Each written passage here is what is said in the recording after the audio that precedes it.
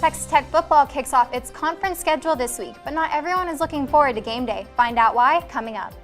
Students wanting to help out the community have a lot of options this week. We'll have all the details on Service Week coming up. And the Red Raiders are hoping to make a statement against Kansas this week. Kyle Stafford will be in studio with a preview of this week's matchup. This is the MCTV Weekday Update. Welcome to the Monday edition of the MCTV Weekday Update. I'm Abby Aldrich. And I'm Carley Banks. For only the second time in almost 20 years, Jones AT&T Stadium will host a Thursday night football game. And it just happens to be the first conference game of the season. That's right, Carly. Although there's a lot of excitement building up to this week's game, not all students and faculty will be able to attend the festivities. According to an official press release from Tech Athletics, classes on Thursday will maintain regular schedule. Tech administrators are leaving the choice of whether or not to have class during game time up to the instructors of each course. That means if you have a class at or before the 7:30 p.m. kickoff, it's best to check with your instructor to see if your class will be meeting or not.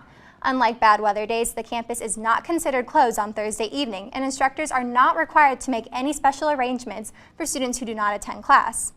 A direct quote from the press release states, "The university's top priority is helping students and faculty to their classes, as well as researchers to their labs, while also transitioning to host the football game later in the day." The biggest issue facing campus on Thursday is parking. On a regular day, the Tech campus is already crowded with thousands of cars vying for spaces in reserved and commuter lots. But with tailgaters and fans in the mix, the availability of those spaces will be much more limited on Thursday afternoon. The biggest change facing students will be the closing of Commuter North, which is used exclusively for event parking and tailgating on game days. Students using Commuter North will be admitted into the lot until noon. After noon, anyone coming on campus with a Commuter North permit will need to utilize the Commuter West lots at 18th and Indiana Avenue. Students who will be on campus before noon but have classes in the afternoon and evening should consider using the lot at 18th and Indiana throughout the day. Any remaining vehicles in Commuter North after noon must be moved by 4 p.m. or the vehicle will be towed. All other commuter lots west of Indiana, the satellite lots at 10th and Texas Tech Parkway, and the Raider Park parking garage will be closed to student permits at 3 p.m. Students arriving for evening classes after 3 p.m. are allowed to use the C11 Rec Center lot, the Art 3D R18 lot north of the Rec Center, or the Flint Avenue parking garage. During the day, parking control will be in place throughout campus to ensure only vehicles with student permits are admitted to the lots. Even though most students are excited for game day, not everyone is looking forward to the changes in parking and campus access. Even with the special accommodations on Thursday, students arriving on campus afternoon for class may find it difficult or impossible to locate a parking spot. This, along with the fact that not all instructors are canceling class for the game, have led to some strong opinions concerning Thursday's event. What I understand is that, it's left up to the teachers to decide whether or not they're going to cancel class for the football game on Thursday, which I'm fine with, but the thing is, what if I don't have a professor that doesn't want to cancel class or I have an exam that day? Not being able to access the campus for people who live off campus and professors and students, I feel like it's just going to be a very interesting situation when it comes down to it. The school should accommodate that and make it make basically an exception. If they're making an exception to close school on a school day where we all paid money to have these classes that we had to sit at, take these exams, there should be a backup plan. Not everyone get out of here because we're having a football game that's being televised. I think it's definitely inconvenient for those who don't have the means to make it to campus without parking.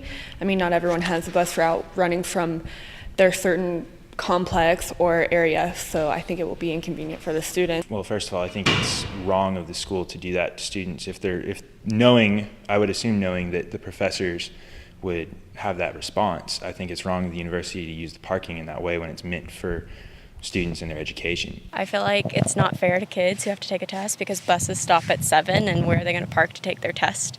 Because they'll get a 0 if they don't, so it's not very fair to the students to kick them out of their spots that they pay for.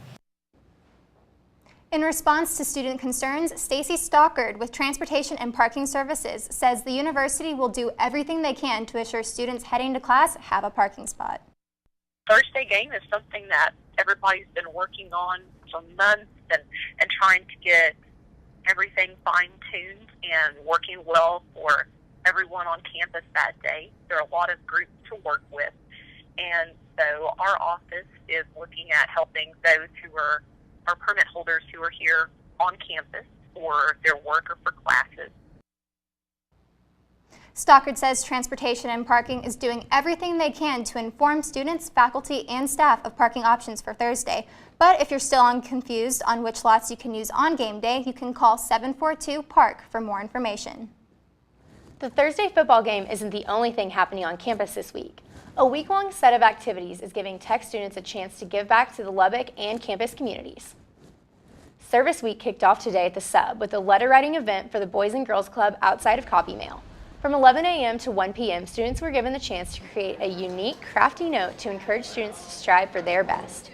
Our event here specifically is one of the 6 minutes of service opportunities where, people are busy like I am. You can, come out and take a couple minutes out of your day. We're making inspirational letters for the Boys and Girls Club so that way, they stay in school and, they feel like they're wanted and, they matter. The letter writing event is one of more than 10 events happening in the Sub and at nonprofit facilities around the city throughout the week. For a list of all events and other ways you can get involved, visit the website listed on your screen. Service Week is sponsored by the Tech Activities Board, the Residence Halls Association, and Cal U Service Breaks. The South Plains saw a huge change in weather over this weekend. In less than 2 days, we went from sunny summer-like conditions to fall temperatures and overcast skies. Yeah, Carly, I'm pretty sure a lot of people had to dig out a jacket to make it through yesterday. But will the fall weather continue into this week? Let's take a look at the MCTV forecast. Looking outside, partially sunny skies are starting to appear on the MCTV tower cam. So far today, we've seen temperatures creep up into the lower 70s, but that's about as warm as it will get today. Overnight, we'll see another drop back into the upper 40s, making for a chilly evening. But by tomorrow, a warming trend is going to stick around the area, bringing back the sun and helping temperatures rise into the upper 70s. Calm winds should also make a return, making for some beautiful conditions throughout the week. Wednesday, 80-degree temperatures will return, and the skies will mostly be sunny. By Thursday, the sun should finally have the sky all to itself, and temperatures will stay warm in the upper 70s. Overnight lows continue throughout the week, and they will be cool, but they should stay above 50 degrees. Looking ahead, warm temperatures and sunny skies should stick around to make for a great weekend. The Red Raiders were out of action last week with the team enjoying an early season bye week, but there were plenty of other teams fighting for a chance at the postseason this past Saturday. That's right, Abby. So how did everything shake out after another wild weekend of college football? Kyle Stafford joins us now with highlights and scores from Week 4. Kyle? Thanks, Abby and Carly. This past Saturday produced a lot of excitement in college football. Number 14 Tennessee ended their 11-game losing streak against the number 19 ranked Florida Gators with a 38-28 victory. At one point, Florida held a 21-0 lead before the Volunteers stormed back with 38 unanswered points to pull out the win. The win puts Tennessee as the frontrunner in the SEC East. In the Big Ten, number 11 Wisconsin made a statement with a dominating 30-6 victory on the road at number 8 Michigan State. The Badgers had complete control of the game from start to finish and have inserted themselves into the Big Ten title race. While in Waco, the number 16 ranked Baylor Bears protected home field advantage against the visiting Oklahoma State Cowboys with a 35-24 win. And on Sunday, the LSU Tigers fired head coach Les Miles and offensive coordinator Cam Cameron after their 18-13 loss to the Auburn Tigers. Miles was nearly fired last season, but ultimately the university decided to keep him on as long as the offense side of the ball showed improvement. Well, 4 games into the season, the offense has had its struggles. LSU is only averaging 21 points per game and has averaged below that in games against quality opponents. The offense is still searching for consistent quarterback play as Brandon Harris was benched in Week 2 and replaced by Purdue transfer Danny Etling. Ed Orgeron will take over as interim head coach of the Tigers for the rest of the season. Now, Texas Tech was off this past weekend but returns to action this Thursday night at Jones AT&T Stadium as they play host to the Kansas Jayhawks. Kickoff is set for 7:30 p.m. and if you can't make it out to the game, you can catch it on Fox Sports 1. In soccer, the Red Raiders opened up conference play last Friday on the road at Kansas, falling 2-1, but bounced back with a 3-0 victory over the Iowa State Cyclones on Sunday. Jade King netted 2 goals in the victory while Lauren Watson posted her 5th shutout of the season. Tech will return to action Friday, October 7th at the John Walker Soccer Complex as they play host to Oklahoma State. Red Raider Volleyball dropped their 5th straight match as they lost 3-0 on Saturday against West Virginia. The loss drops Tech's record to 10-7 on the year.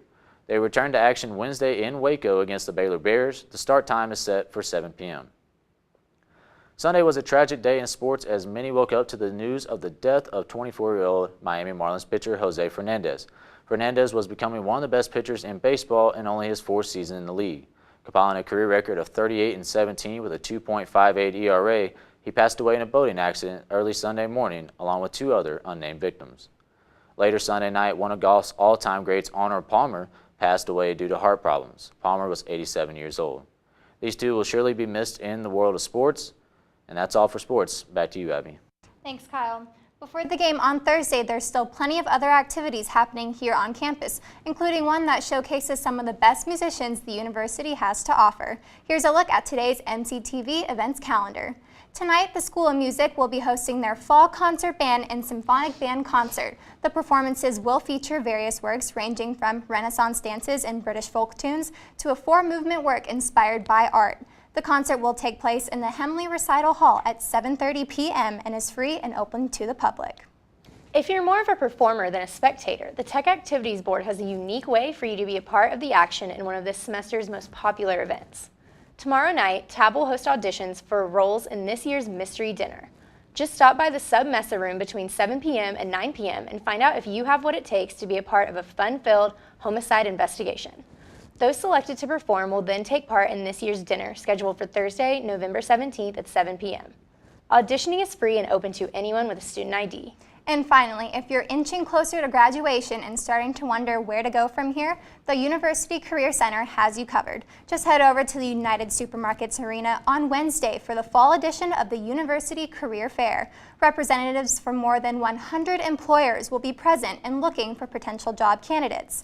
Attendees should wear professional dress and bring plenty copies of their resume. The Career Fair is scheduled from noon to 4 p.m. For more information, including a list of companies attending the event, visit careercenter.ttu.edu. So Abby, are you planning on attending the Career Fair this Thursday? You know, I wasn't, but now that seems like a pretty good option. What about you? I don't know, I might stop by. Well, that's it for today's edition of the MCTV Weekday Update. Thanks so much for joining us, and be sure to check out ttuhub.net every day for more news. We'll see you on Thursday.